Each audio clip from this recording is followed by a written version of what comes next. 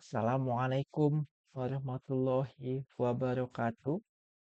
Perkenalkan, nama saya Muhammad Resvian Omar Rashid dengan kode NPM 230 2011 439. Saya ingin mengumpulkan video ini dalam rangka menyelesaikan ulangan akhir semester untuk mata kuliah Hukum Tata Negara. Eh, Untuk hal pertama yang ingin saya sampaikan adalah terkait dengan kesimpulan yang dapat saya tarik setelah pembelajaran hukum tata negara sejauh ini. Hal pertama yang paling basic tentunya adalah apa itu hukum tata negara? Hukum tata negara adalah hukum tentang yang mengatur organisasi dan atau struktur pemerintahan dalam suatu negara. Sinonim dengan apa? Dalam suatu negara hukum, jadi apa bentuknya? Dalam suatu negara hukum, bentuknya adalah konstitusi, yaitu suatu undang-undang yang ia memiliki kedudukan suprim atau kedudukan tertinggi, sehingga segala bentuk pemerintahan dalam suatu negara tersebut harus didasarkan atau tidak boleh bertentangan dengan konstitusi yang ada dalam negara tersebut. Dalam negara modern ini, dunia modern internasional, hampir semua negara memiliki konstitusinya masing-masing. Konstitusi ini banyak bentuk, banyak sifatnya juga. Misalnya ya, dia bisa berbentuk tertulis seperti konstitusi negara Indonesia, ya Undang-Undang Dasar Republik Indonesia tahun 1945 itu adalah salah satu bentuk undang-undang yang tertulis. Ada juga undang-undang yang tidak tertulis, seperti konstitusi yang dimiliki oleh Inggris, ya tidak memiliki konstitusi tertulis. Dan juga banyak sifatnya ada. Dia bisa bersifat fleksibel atau mudah diubah. Dia bisa rigid, susah diubah, atau ia juga bisa bentuknya isinya panjang, atau ia bisa isinya pendek. Ini variasi banyak sekali, apalagi setiap negara memiliki bentuk konstitusinya tersendiri. Karena sebagai dasarnya konstitusi ini adalah cerminan dalam pemerintahan suatu negara tersebut. Bagaimana situasi rakyatnya, bagaimana situasi warga negaranya, maka konstitusi ini pasti berbeda-beda dalam tiap negara. Tetapi konstitusi ini juga memiliki hal-hal yang memiliki kesamaan pada umumnya. Hal-hal yang biasanya diatur dalam konstitusi.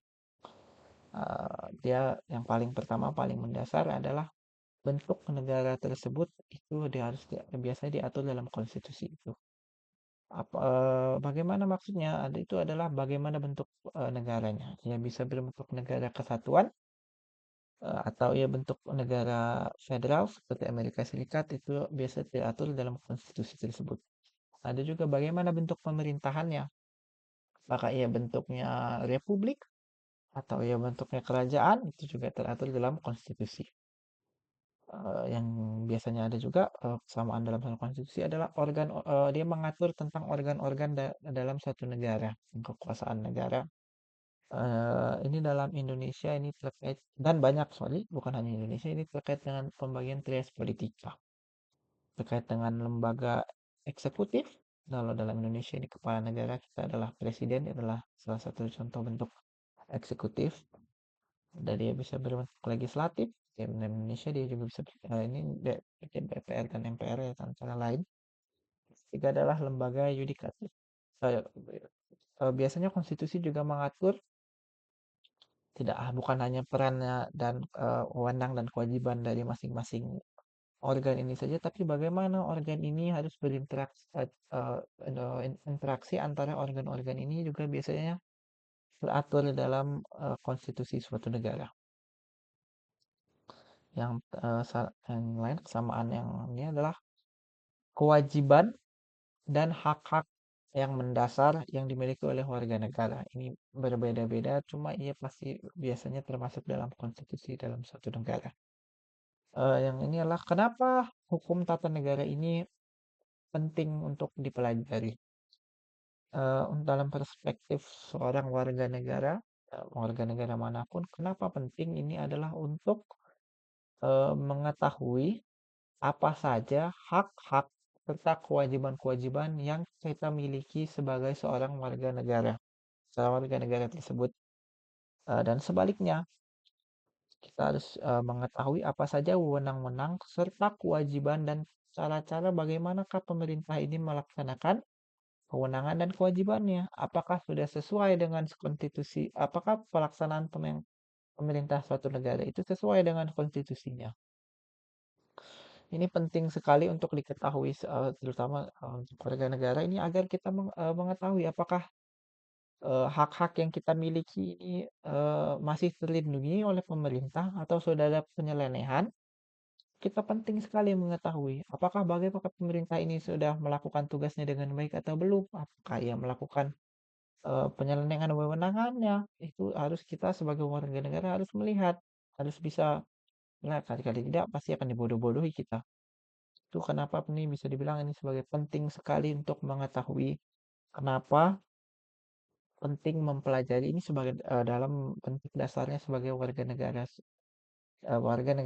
warga suatu negara. Yang kedua yang ingin saya bahas adalah saya ingin ulas dan juga memberikan kesimpulan kenapa ini adalah materi yang saya anggap paling menarik yang disampaikan setelah ulangan tengah semester. Dalam hal ini yang akan saya ambil menurut saya menarik adalah terkait dengan hak asasi manusia. Apa itu hak asasi manusia? Hak asasi manusia ini adalah hak mendasar yang dimiliki oleh semua manusia sejak ia lahir karena kodratnya sebagai seorang manusia maka ia telah memiliki hak tersebut. Eh, em, Paling mendasar ini hak asasi manusia ini bentuknya ada tiga, yaitu life, yaitu hak seseorang untuk hidup, untuk hidup ya. Kedua ada liberty, yaitu adalah terkait dengan hak seseorang untuk hidup secara bebas dan tidak bebas seperti apa ini adalah dapat menentukan nasibnya sendiri, dia tidak terlahir sebagai budak. Yang ketiga adalah property, yaitu hak seseorang untuk memiliki suatu barang atau suatu posesi. Jadi hak asasi manusia yang paling mendasar adalah life, hidup, liberty, kebebasan, dan property, itu memiliki barang. Kenapa hak asasi manusia ini bisa dibilang penting sekali? Karena ini menyaut semua manusia. Semua manusia ini sudah memiliki hak-hak ini.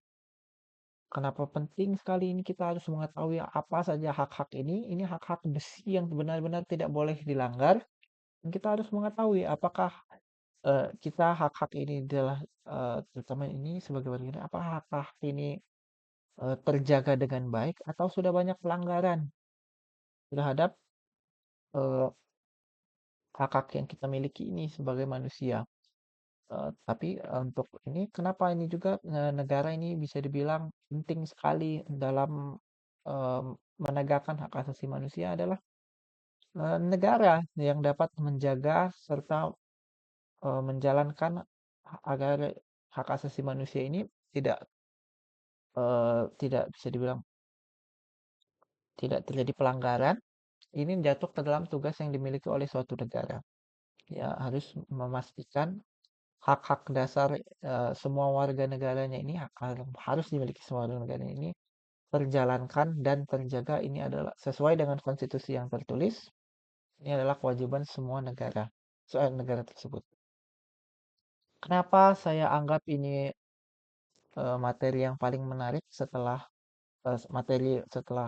ulangan tengah semester yang paling menarik adalah karena Indonesia memiliki kriteria yang unik terkait dengan hak asasi manusia itu tersendiri. Berbeda dengan negara-negara yang lebih bebas seperti yang lebih menghargai kebebasan seperti Eropa dan Amerika Serikat, di mana hak asasi manusia itu untuk memiliki kebebasan itu paramount dan di atas dan supreme atau atas, berarti kebebasan ini tidak boleh diganggu gugat selama ia tidak melawan hukum. Di Amerika Serikat bisa dibilang pahamnya adalah selama tidak melawan hukum dan tidak merugikan siapapun, maka itu haknya ia melakukan apa yang ia mau. Ini berbeda dengan hak asasi manusia yang diterapkan di Indonesia ini. Kenapa unik di Indonesia? Karena kita memiliki dasar negara yang unik juga, yang hanya ada di Indonesia, itu Pancasila. Ini adalah titipan dari founding father kita terkait dengan untuk HAM ini adalah pada sila kemanusiaan yang adil dan beradab. Berbeda dengan paham Inggris di mana Inggris, Amerika Serikat, negara Barat, di mana selama tidak merugikan siapapun dan atau selama tidak melanggar hukum ini berarti boleh dilakukan. Di Indonesia kurang paham, kurang pas lah untuk paham yang ada di Indonesia. Kalau Indonesia ini harus sesuai dengan Pancasila kita, yaitu kemanusiaan yang adil dan beradab.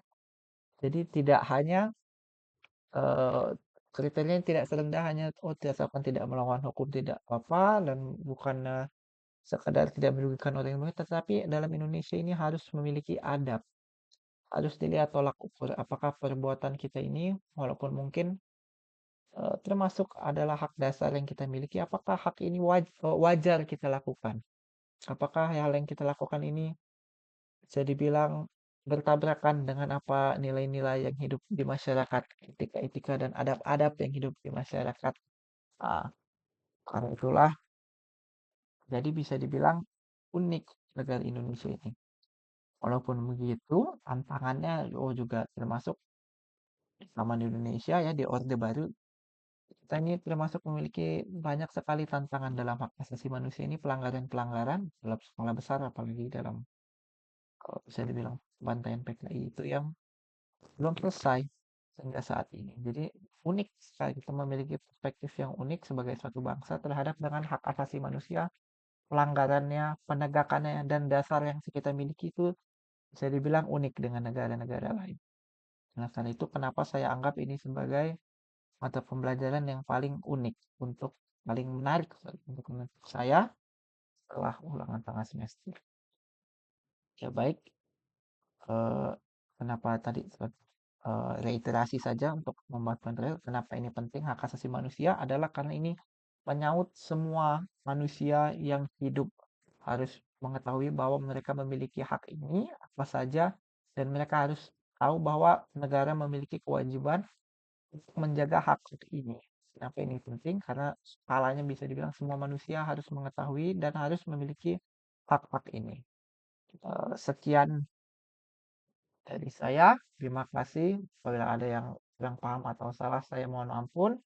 Saya akhiri. Wassalamualaikum warahmatullahi wabarakatuh.